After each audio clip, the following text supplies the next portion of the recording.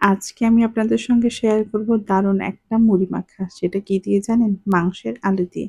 আসসালামু আলাইকুম এভরিওয়ান, কেমন আছেন সবাই? আলহামদুলিল্লাহ আমরা অনেক ভালো আছি। তো আজকে দুপুরে শুধু রান্না করেছিলাম মাংস আর ডাল। তো ডালের ভিডিওটা করা হয়নি, মাংস রান্না করছিলাম। তো ভাবলাম আজকে একটু ভিডিও করি।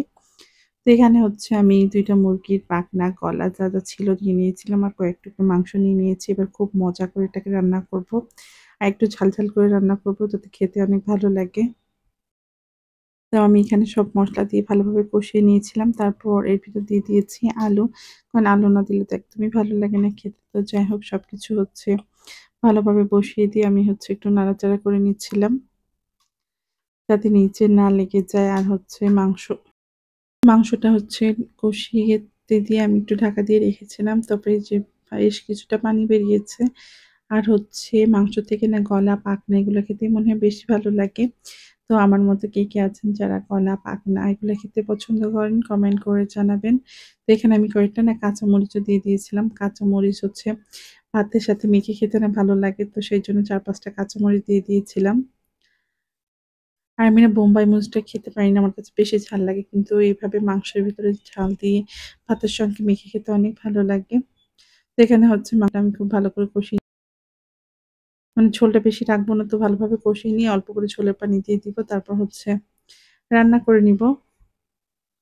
তো মাঝে হচ্ছে অন্যরকম করে মাংস রান্না করলে দেখা যাচ্ছে টমেটো দিয়ে রান্না করলে না আপনাদের ভাই খেতে পছন্দ করে না। তো আমি মাংসতে টমেটো দেই না। অনেক ভিডিওতে দেখি আপুরা টমেটো দিয়ে রান্না করেন। তো আপনাদের ভাইয়া বলে টমেটো দিয়ে রান্না করলে না কেমন টক লাগে খেতে। তো আমার কাছে ভালোই লাগে। তো যেহেতু আপনাদের ভাইয়া খায় না তো সেইজন্য আমি টমেটো দিতে পারি না। কিন্তু আমার কাছে ভালোই লাগে। আর তাছাড়া তো ছোট মানুষ তো বোঝেই না কি দিয়ে কি রান্না করছি। ওর মাংস, মাছ, ডিম পছন্দের একটা খাবার হইলে পারেই আমার মেয়ে খেয়ে উঠে পড়ে। তো যাই হোক এখানে এই যে আমার মাংসটা রান্না হয়ে গিয়েছিল আর একটু ঝাল বেশি দেওয়াতে কালারটা অনেক সুন্দর এসেছিল দেখতে মাংসর। আর এইভাবে মাংস রান্না করলে খেতেও ভালো লাগে। বেশি একটা ঝোল রাখি নাই। আর রুটি দিয়ে খাবো আর ভাত দিয়ে সেইজন্য ভাবলাম একটু ঝোল কম রাখি। আর যেহেতু ডাল রান্না করা আছে তো সমস্যা নাই। তো সেইজন্য একটু ঝোল কম রেখেছিলাম। তো মামিয়ে খেয়ে নিয়েছি। তো বিকালে একটু মুড়ি মাখা খেতে ইচ্ছে হচ্ছিল। তো হচ্ছে আলুর চপ দিয়ে মুড়ি মাখা খেতে ইচ্ছে হচ্ছিল। যেহেতু আলুর চপ এখন আমার বানাতে ইচ্ছে হচ্ছে না।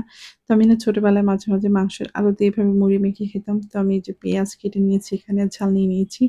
তারপরে হচ্ছে ২ টা আলু নিয়ে নিয়েছিলাম। মাংসের আপনারা চাইলে এখানে হচ্ছে মাংসের ঝোলটাও নিতে পারেন, তাহলে ভালো লাগবে। তো আমি আগে মাখিয়ে নিই সবকিছু। তারপর যদি মনে হয় মাংসের ঝোলটা নিবো। তো এখানে একটু মাংসের ঝোল নিলেও হয়তো মজা লাগবে খেতে। তো যাই হোক আমি আগে সবকিছু মাখিয়ে নিচ্ছিলাম ভালোভাবে। তো এই যে আমার হচ্ছে মুড়ি মাখাটা হয়ে গিয়েছে। তো দেখতে অনেক সুন্দর লাগছিল, খেতে অনেক মজা লাগছিল। তো আপনারা যারা খান না অবশ্যই ট্রাই করবেন। আজকে এই পর্যন্তই। আল্লাহ হাফিজ।